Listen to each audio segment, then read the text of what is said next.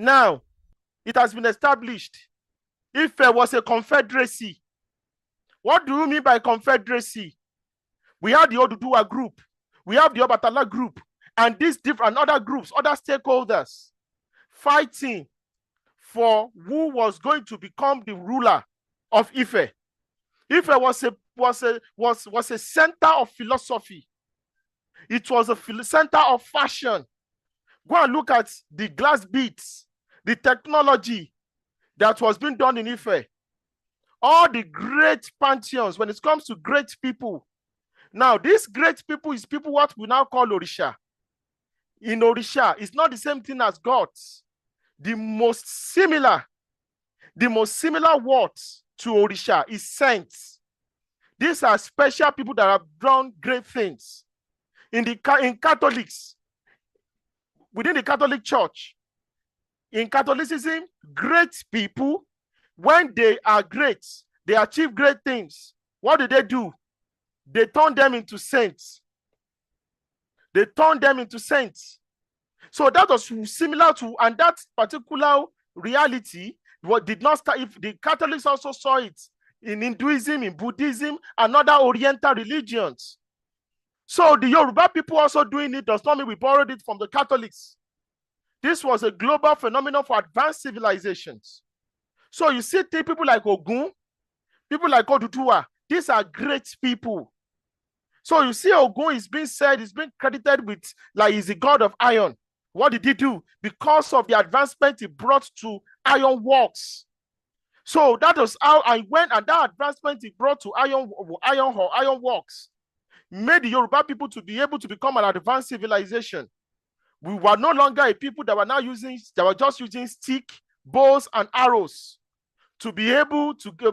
We left the position of hunter-gatherers. We left the position of primitive people. We were able to use irons. And these irons, we were able to forge tools. We were able to forge tools of wars. We were able to expand and build cities, clear vegetations, conquered unconquered territories. We were able to conquer nature. We were able to produce foods at a very, very large scale. Because for you to be able to have a large city, for you to have a city of 300, 400,000 people, you need to be able to feed them. And because we were able to produce food in essence, in abundance, we were the first people to become urbanized in the whole of West Africa. And that was because of the technological advancement of people like Ogun. That was what people like Ogun, that's why they became saints. Now, that's not where I'm going to. I'm not here to talk about the epistemology or this priesthood, sainthood of Yoruba mythology. So I'm telling you what was happening at Ileife. So I'm not here to also start when people believe, oh, Oduduwa came from Mecca. Oduduwa did not come from Mecca. It's absolute nonsense. To say Oduduwa came from Mecca, it's absolutely nonsense. Oduduwa was a Yoruba man and part of the people that fought. He fought to become the sole ruler. It was true war. If you look at the Obatala people that follow Obatala, you see them always spotted, they have white spots. It was because of, during that war of who was going to become the ruler, the war of who was going to become the ruler and unify the crown. It was Oduduwa that won that battle. So that was how the issue of successor. So when you look at the Yoruba civilization and Oduduwa taking the center stage was not through a tea party. It was through war.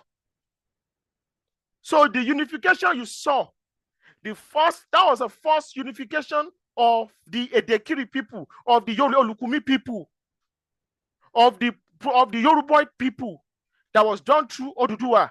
It was through war, some through diplomacy.